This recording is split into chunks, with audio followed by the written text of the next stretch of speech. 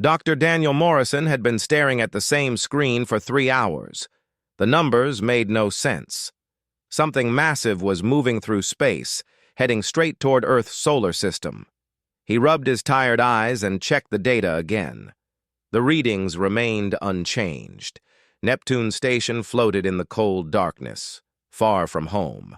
Daniel and his team of 12 scientists lived here, watching the stars and listening for signals. Most days were boring. Today was different.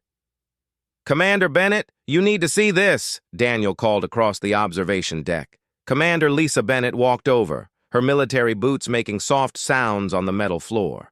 She was responsible for keeping the station safe. Her job had been easy until now. "What do you have, Doctor?" Daniel pointed at the monitor. "Multiple objects, large ones. They entered detection range 4 hours ago. They're slowing down as they approach." Lisa leaned closer. Her face remained calm, but her hand moved to her communication device. "How large?" "Each one is about 3 times the size of our biggest space station. There are 27 of them." Daniel pulled up another screen. "They're in formation. This isn't natural. This is controlled." Kevin Park rushed over from the communications station. His young face showed excitement mixed with fear. "Commander, we're receiving a transmission. It's using our own communication protocols." "That's impossible," Lisa said, "unless they learned our systems by watching us." "Play it," Daniel ordered. A voice filled the room. It spoke perfect English with no accent. "Greetings to the inhabitants of the third planet. We are the Valthran Collective. We come in peace. We request permission to establish dialogue with your species." The 3 of them stood in silence. Humanity had wondered about this moment for centuries. Now it was happening, and Daniel felt completely unprepared. Lisa activated the station-wide alert. "This is Commander Bennett. All personnel to stations. We have confirmed contact with an alien species. Follow first contact protocols. Stay calm and do your jobs." Daniel watched the ships grow larger on the screen. They were beautiful in a strange way.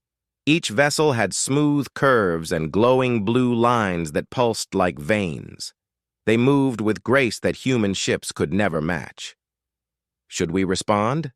Kevin asked. Lisa shook her head. "Not yet. Get me a connection to Earth Command, Priority 1, and wake up Ambassador Hayes. She's been training for this her whole career." Within minutes, the station buzzed with activity. Scientists checked instruments. Military personnel prepared defensive systems, though everyone knew they would be useless against such advanced ships. Ambassador Nicole Hayes arrived at the command center, still pulling on her formal jacket. "Show me everything," Nicole demanded. Daniel brought up all the data. Nicole studied it with sharp eyes. She had spent 20 years preparing for first contact. She knew every protocol, every possible scenario, but seeing real alien ships changed everything. "They stopped," Kevin announced. "They're holding position just outside Neptune's orbit. They're waiting." "Waiting for what?" Lisa asked. "For us to respond," Nicole said. "They're being polite. Showing us they won't approach without permission." She took a deep breath. "Open a channel. Let's say hello to our neighbors." Kevin worked his controls. "Channel open, Ambassador." Nicole stood straight, speaking clearly. "This is Ambassador Nicole Hayes of the United Nations, representing the people of Earth. We acknowledge your greeting, Valthran Collective. Welcome to our solar system." The response came immediately. "We are grateful for your welcome, Ambassador Hayes. We represent 47 species living in harmony across 12 galaxies. We have observed your world for many cycles. Your species shows promise." Daniel felt a chill run down his spine. They had been watching Earth. "For how long?" Nicole continued, her voice steady. "We are honored by your interest. What brings you to our system?" A long pause followed. Then a new voice spoke, deeper and older sounding. I am first speaker Zorith, leader of the Valthran Collective. We come with an offer. Your species stands at a crossroads. You have developed space travel. You have split the atom. You have begun to reach beyond your world. Soon you will discover faster-than-light travel. When that happens, you will no longer be alone in the universe. You will face challenges you cannot imagine. Lisa and Daniel exchanged worried glances. Zorith continued. We offer protection. Join our collective as a protected species. We will guide you. We will teach you. We will shield you from the dangers that wait in the dark spaces between stars. All we ask is your trust and cooperation. Nicole's expression never changed, but Daniel knew her well enough to see the tension in her shoulders. This is a generous offer, First Speaker. Such a decision requires careful consideration by all of Earth's people. We would need time to discuss this among ourselves. Another pause. When Zorith spoke again, he sounded surprised. You wish to deliberate? Most species accept our protection immediately. The universe is dangerous for young civilizations. We appreciate your concern, Nicole replied.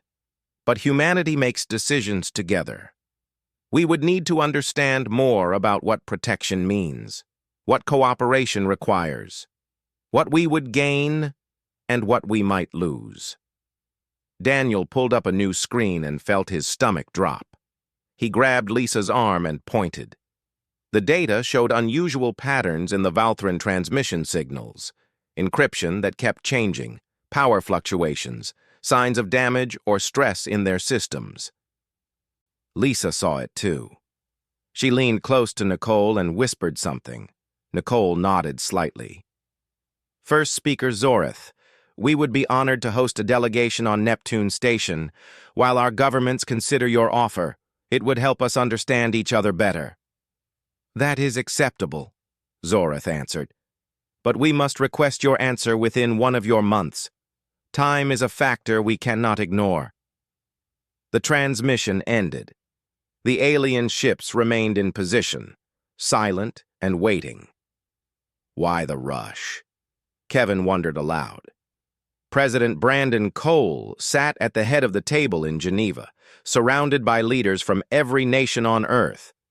The emergency summit had been called within hours of the Valthran contact. Everyone looked tired. No one had slept since the news broke. Let me be clear, Brandon said, looking around the room. We have 1 month to make the most important decision in human history. Do we accept their protection, or do we stand alone?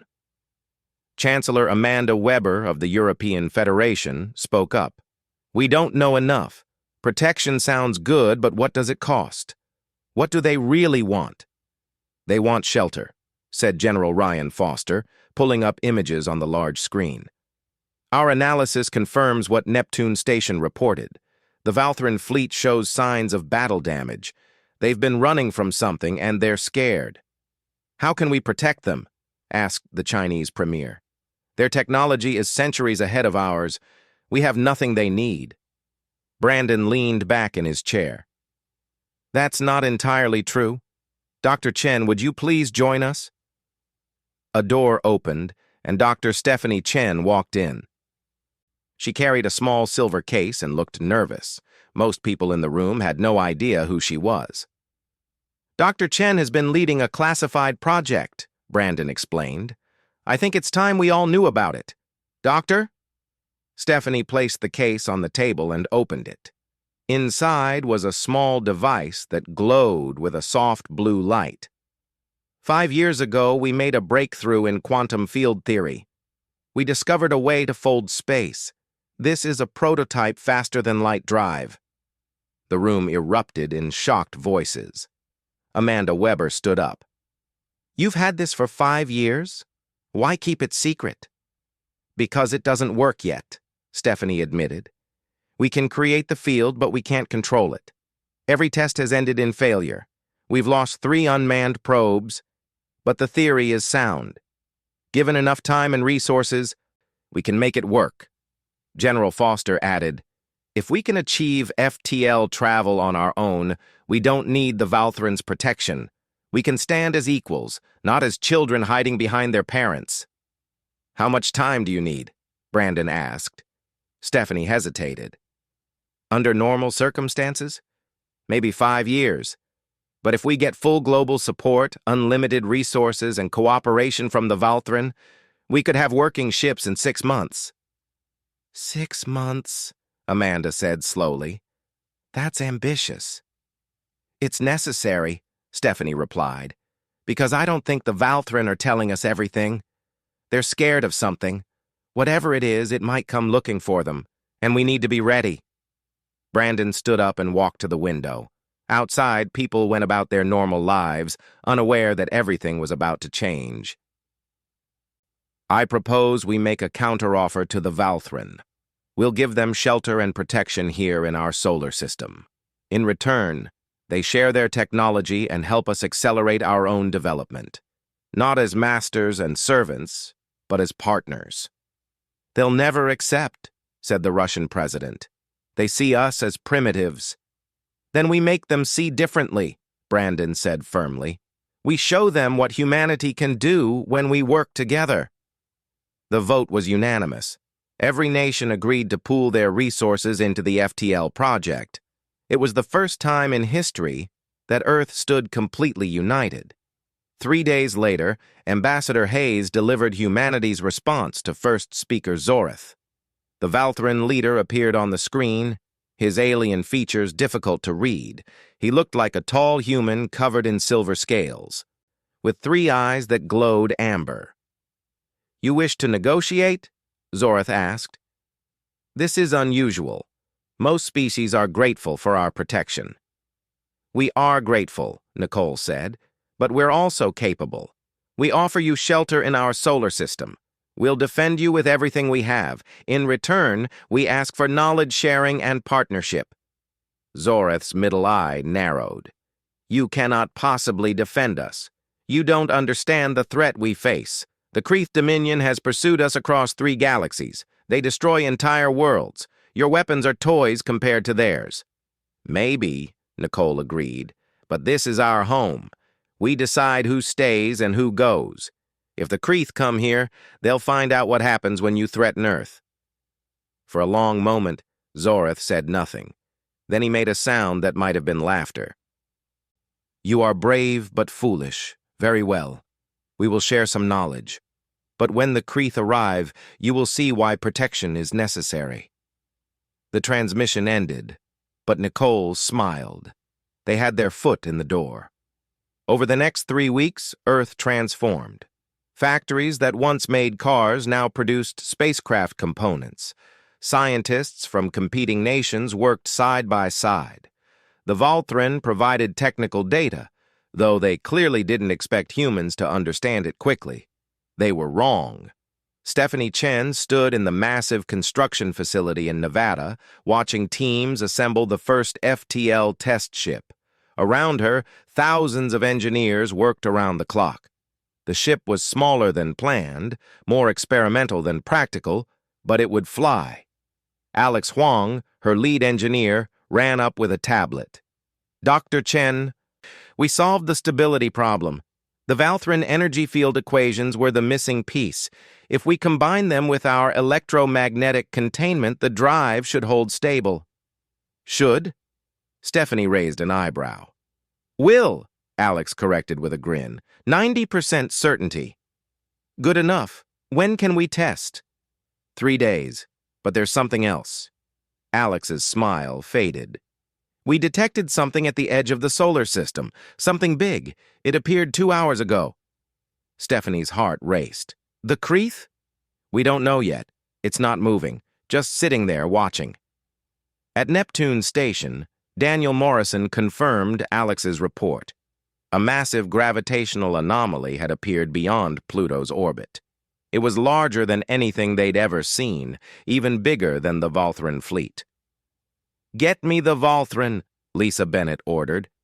When Zoreth appeared on screen, his 3 eyes were wide with fear. Real, undeniable fear. They found us, he whispered. Impossible. We covered our trail. We took every precaution. Who found you? Daniel demanded. The Kreeth! They're here!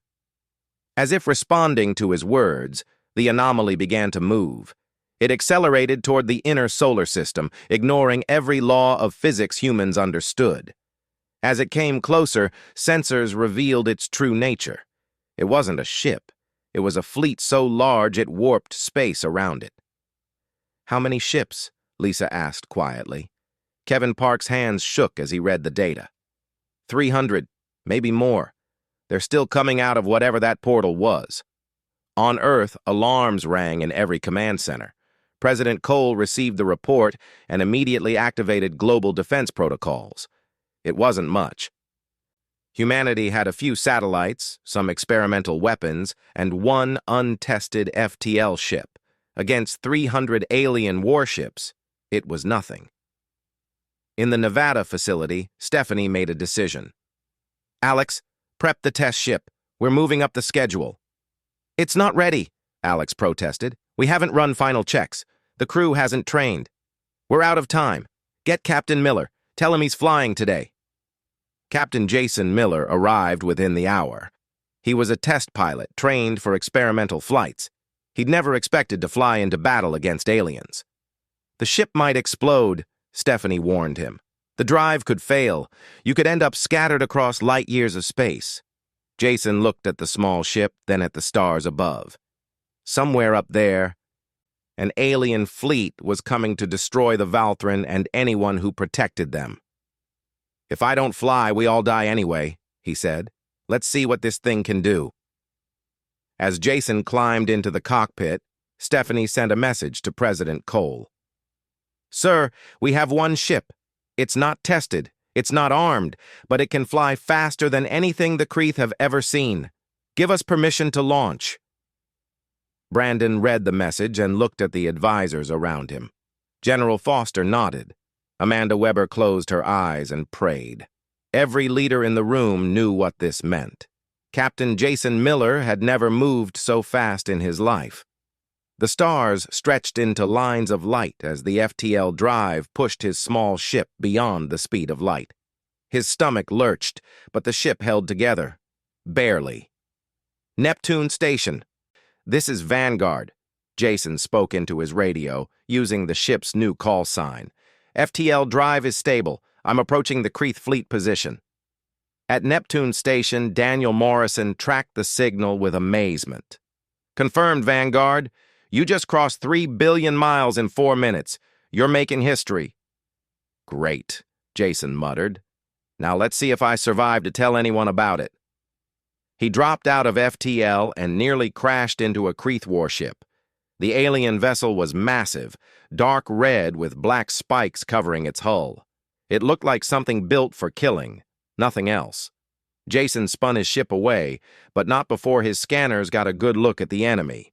What he saw made his blood run cold.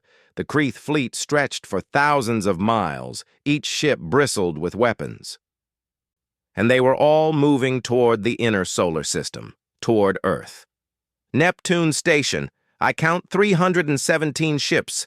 They're in attack formation. They'll reach the Valthran position in 2 hours." Lisa Bennett's voice came through clearly. "Vanguard, return to base. You can't fight them alone." "Not planning to, Commander, but I can annoy them." Before Lisa could respond, Jason activated his ship's only weapon. It was just a mining laser, meant for cutting asteroids, not fighting. But it was all he had. He targeted the nearest Kreeth ship's engines and fired. The laser cut into the alien hull. Not deep, just a scratch, really. But it got their attention. Alarms blared inside the Kreeth flagship. Commander Varkesh watched his screens in disbelief. A tiny ship had just attacked them. One ship, one very small, primitive ship. "Is this a joke?" Varkesh growled. He was 7 feet tall with 4 arms and skin like black stone. His species had conquered 40 systems. "Destroy it." 3 Kreeth fighters launched in pursuit of Jason's ship. They were faster, better armed, and built for combat. Jason was flying what was basically a science experiment with a laser pointer attached. The chase lasted 30 seconds. Then Jason engaged the FTL drive and vanished. Varkesh stared at the empty space where the human ship had been. They have faster-than-light travel? The Volthran said these primitives barely reached their own moon. The Volthran lied, his second-in-command said, or they underestimated them. It doesn't matter. One ship means nothing. Continue to the Volthran fleet. We'll deal with the humans after we finish our primary mission. At Neptune Station, Jason's ship reappeared in a flash of blue light. He was breathing hard and grinning. That was close, but I got what we needed. Sending you their fleet composition and weapon signatures now. Daniel downloaded the data and started analyzing it immediately. Jason, their weapons use plasma technology, high temperature, but contained in magnetic fields. And look at this. Their ships have weak spots where the engines connect to the main hull. Weak compared to what? Lisa asked. We have nothing that can damage them. Not yet, Daniel said. But we have 2 hours. Let's get creative. Across the solar system, the Volthran fleet prepared for battle. First Speaker Zoreth stood on his command deck, watching the approaching Kreeth. His crew moved with practiced efficiency, but he could see the fear in their eyes. Should we run? His tactical officer asked. Our ships are faster. We could escape. And lead them where? Zoreth replied. Another world to destroy? Another species to endanger? No. We make our stand here. Ambassador Nicole Hayes's voice came through the communication system.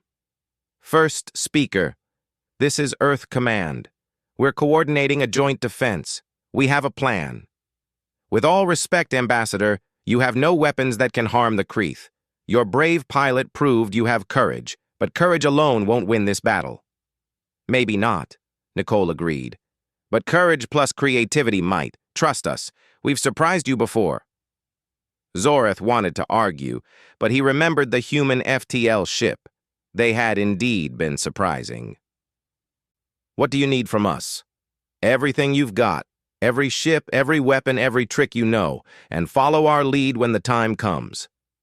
Lieutenant Kelly Stevens sat in Earth's military command center, surrounded by screens and data. She was a tactical officer, trained to plan battles.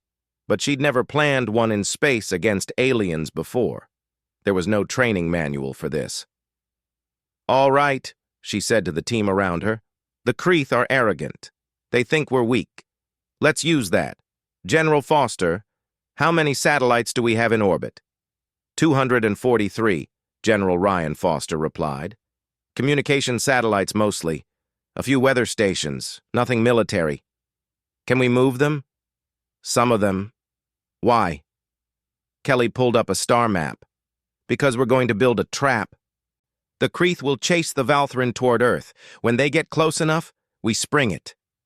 She explained her plan. It was crazy. It required perfect timing and a lot of luck. But it was better than sitting and waiting to die. An hour later, Jason climbed back into the Vanguard. This time, he wasn't alone. 50 other ships launched with him. They were cargo haulers, mining vessels, and tourist shuttles. Nothing built for war. But every ship had a crew ready to fight. This is Vanguard to all ships, Jason broadcast. Remember, we're not trying to win. We're trying to buy time. Hit and run. Don't let them catch you. And whatever happens, don't be a hero. A voice came back, laughing. Too late for that, Captain. We're already heroes just for being here. The small human fleet jumped to FTL and appeared near the Kreeth formation. They spread out and started attacking, using their mining lasers and whatever else they could weaponize. It wasn't much damage, but it made the Kreeth angry.